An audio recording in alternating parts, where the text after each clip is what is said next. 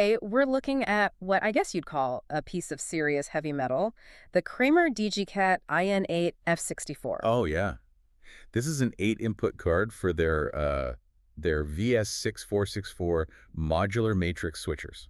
Right. And if you're using a switcher like that, you're not just plugging in a laptop at home. Not at all. We're talking massive facilities. Think Yeah. stadiums, huge conference centers, mission-critical control room. Exactly. So our mission today is to figure out how this card tackles, the number one enemy of any big AV install: distance. Right. How does it use twisted pair technology to drag an HDMI signal across a massive space without it just, well, falling apart? That is the whole game, isn't it? I mean, we all know a standard HDMI cable just gives up after about 15, maybe 20 feet. You start seeing sparkles. You start seeing sparkles or it just drops out entirely. Yeah. So this card gets around that using Kramer's DGKAT tech. It takes 8 sources, but the inputs are RJ45 network jacks. So it's running over standard twisted pair cable, but the range specs here, they're pretty impressive, and they're not all the same. No, and that's a key detail. If Yeah. you're running, say, 1080i at 60 hertz, you can push that signal a full 90 meters. Which is almost 300 feet. Almost 300 feet, yeah. Yeah. But if you need 1080p, the full progressive scan signal. More bandwidth. Exactly. It's a Yeah. lot more bandwidth. So your range drops to 70 meters, about 230 feet. Physics always wins. Okay. But there was this one little note in the manual, a really specific one about the cabling that really caught my eye. This is so crucial. And honestly, this is probably where a ton of installs go wrong. What is it? Kramer is very explicit. If you use a third-party shielded cable, you have to solder both ends of the shield to the connector. So you can't just crimp it and call it a day. Absolutely not. Yeah. If you do that, that shield isn't properly grounded. It just becomes a 200-foot antenna sucking in every bit of electrical noise in the building. The card needs a clean path. That makes sense. It's a high-performance part, so it expects high-performance installation. Which leads us to what the card does with the signal when it gets there. The spec sheet talks about reclocking technology. It sounds a bit like sci-fi. It does sound a little fancy, but the concept is pretty straightforward. It's just digital restoration. Okay. Think about it. Over that long copper run, the digital ones and zeros get messy.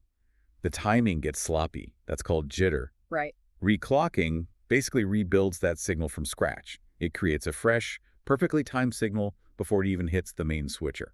So the matrix is always switching a pristine signal, not a degraded one, and the total throughput here is 4.95 gigabits per second. Per card, yeah.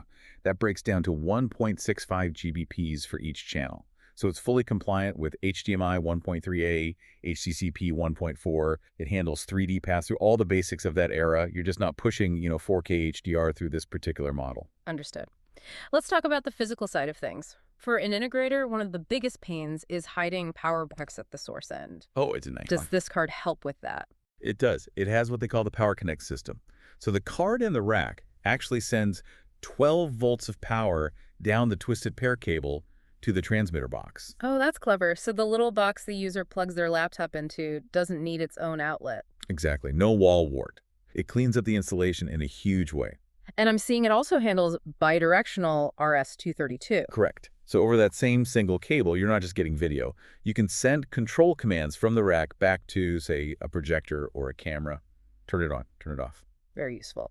Okay, the elephant in the room, the price. The MSRP is around $3,500? Yeah, street price is closer to $2,800. For one input card? That's a serious investment. It is, but you have to weigh the alternative, right? What? Buying 8 separate long-range extender kits, finding power for all of them, all the extra rack space, that $2,800 starts to look like the price you pay for reliability. Insanity. So to wrap it all up, this is an 8-port powerhouse that pushes HDMI and control signals nearly a football field away over a single network-style cable. And it rebuilds the signal and powers the gear at the far end. It's that invisible infrastructure that makes everything look seamless and easy. It's a good reminder that, wireless is mostly a myth in the pro world. It really is. Okay. And here's a thought to leave you with on that. We talked about that soldering requirement. In an age where we think everything is just software or plug and play, the success or failure of this $3,000 digital card still depends on a technician's skill with a soldering iron. Wow. All this digital magic is still completely anchored by physical craftsmanship. The digital world still runs on copper. That is a grounding thought, literally. Thanks for diving in.